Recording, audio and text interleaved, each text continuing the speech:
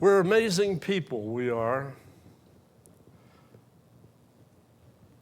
We sit on a chair, the chair could collapse. How many of you inspected the chair that you're sitting on right now? Come on, anybody?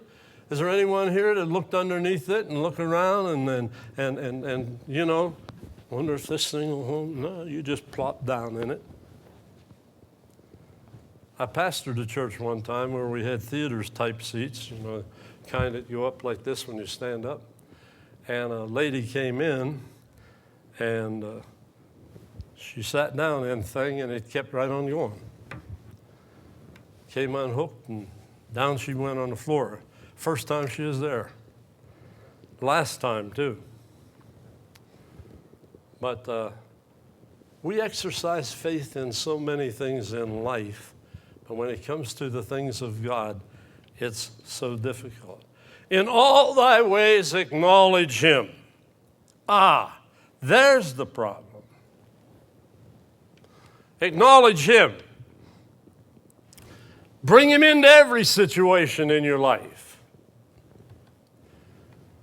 I love to teach about knowing the will of God. I've got lesson after lesson after lesson. And one of the things I discovered early in my learning and getting ready to teach this subject is that very few Christians do it right. We reach a crisis in our life, a crossroads, a decision has to be made. And we come to, God, show me what to do. Let me know what to do. Let me know what to do. And God gives us direction, and then we go again 6 months, a year, and then we hit another one. Wrong. Way to do it. In all thy ways acknowledge him. Your every day of your life should begin with an acknowledgement of God and asking for him to direct your paths that day. And when you get accustomed to doing that, in all your ways acknowledge him. Thank you, Lord. Thank you for direction. Thank you for food. Thank you for acknowledge him, acknowledge him, acknowledge him. You'll find fewer and fewer times when you come to those big crossroads and you have to be desperate because you learn. Acknowledge him. Acknowledge him. I'm here today only by the grace of God. If I live another day, it's only by the grace of God. Acknowledge him in all your ways. How can you or I, as a child of God, just save certain parts of our lives and ask for his direction or his help? Acknowledge him in everything, everything, everything, everything. In all your ways, acknowledge him, and he'll direct your paths.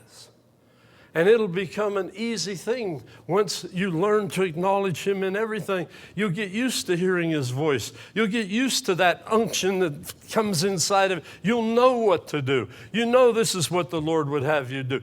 Why? Because you've learned to acknowledge him in everything. I feel bad for Christians that save direction in their life to the big crossroads. And then, oh, God, please. Little things. You'll find yourself, hang on now. Some of you that thought I was goofy but weren't sure will certainly believe it now. You'll find yourself in the store, Target, whoever, Kohl's, doesn't matter, Walmart, and you stand before something and you get used to having a feeling. Don't buy that right now. Oh, come on, preacher.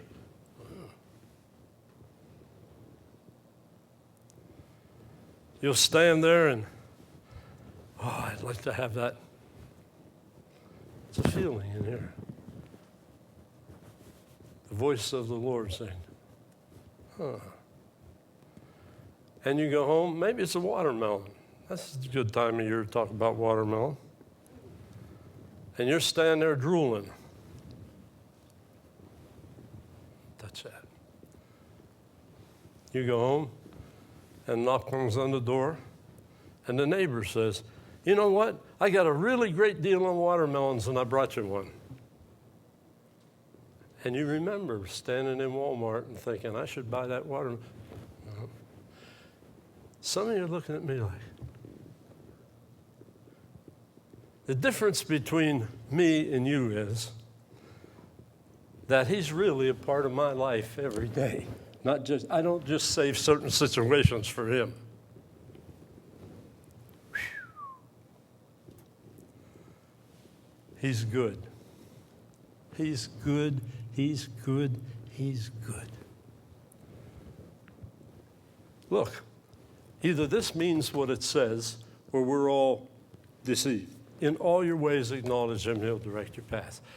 Why would God not want to be interested in the little parts of what we consider to be little parts? Why would he not want to be interested in them?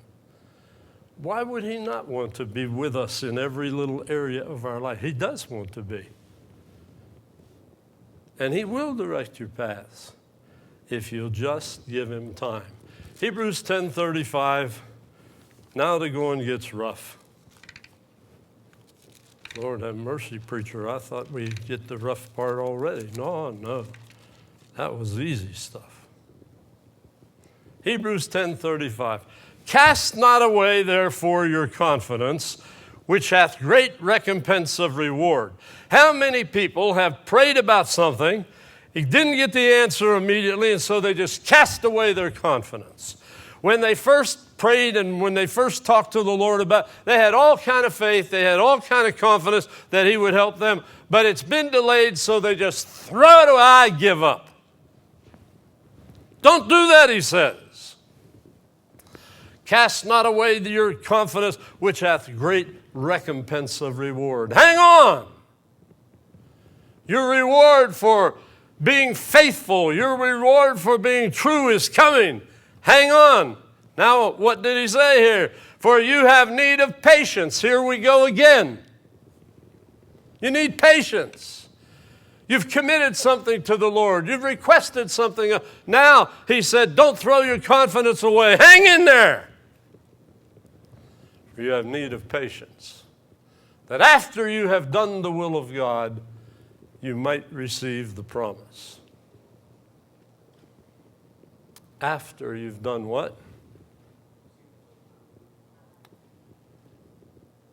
Does God still have a will for you? Even though you have a need, you need a job, you need this, you need that. Does God still have a will for you? What is more important to God? The healing of your migraine headaches? Or the doing of his will? Well, I could do his will if I didn't have these headaches. Would you do his will with the headache?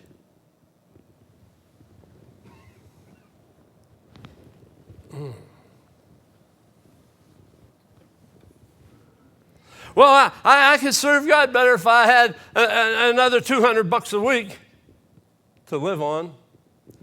Will you seek and do the will of God regardless of your financial status in life? You have need of patience. That after you have done the will of God, very few Christians, I told you it was going to get rough, very few Christians give two hoots for the will of God. It's an everyday thing. It's not just big things in life. It's everything in life when you really love him. Everything has to be subjected to his will. You mean before I even eat my Wheaties in the morning, I need to pray, God, is it your will that I eat my Wheaties? No, I don't think you have to do that. But I'll tell you one thing I would do. If I was about to eat my Wheaties and I felt a hesitation, you can just believe I'm not going to eat them. Now, why would God not want you to eat Wheaties? I don't know the ways of God like I want to know. But I know that there have been times in life that I felt God say no to the most simple things. Well, I don't understand that, Pastor. That's obvious that a lot of Christians don't understand it. God may tell you not to eat your Wheaties just simply because he's testing you to see if you're going to listen to him.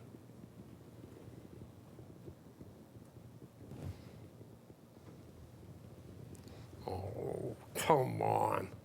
Well, if you can't trust God in little things, how are you going to trust him in the big things in life? Now, I realize that's stretching it. That's all right. It's okay. The other week, knowing that we're going to be doing a lot of traveling in the foreseeable future, I looked at the tires on our car, and they're winter tires, real winter tires, not all season. Made a lot of noise, and the car doesn't handle near as well with them on, but they were getting worn down. And so I started shopping around for tires. I can remember when you used to get 4 for $100. Boy, those days are gone forever.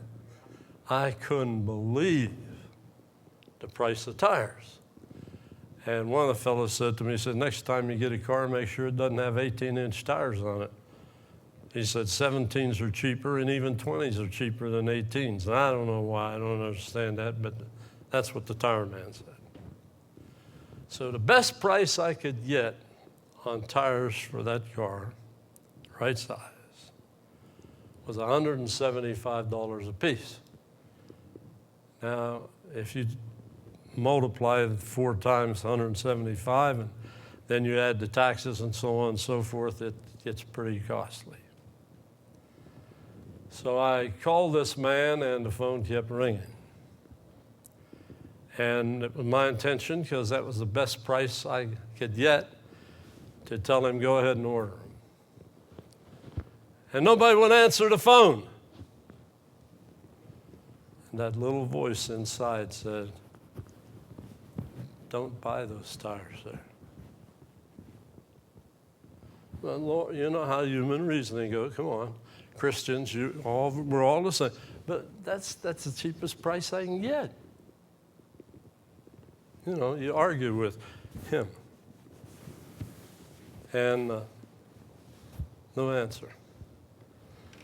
About 3 hours later, the phone rang. It was a man I had talked to a week before. He said, I got some good news for you. He said, I found you 4 tires for $125 each. Now I understand why the phone kept ringing. How many of you believe the Lord looks after you, even when you're acting stupid? It's easy to see the will of the Lord now, you know. It's easy to figure out why the tire company didn't answer their phone. But one more time, he proved to me, I'll look out for you if you obey my voice. He's a good God. He's a good God. Almost everybody in our neighborhood got a new roof on their house, except us. It's an amazing thing. The hail and all that came with it skipped over our house and hit every other house in the neighborhood. I looked up at that roof, and for a year, contract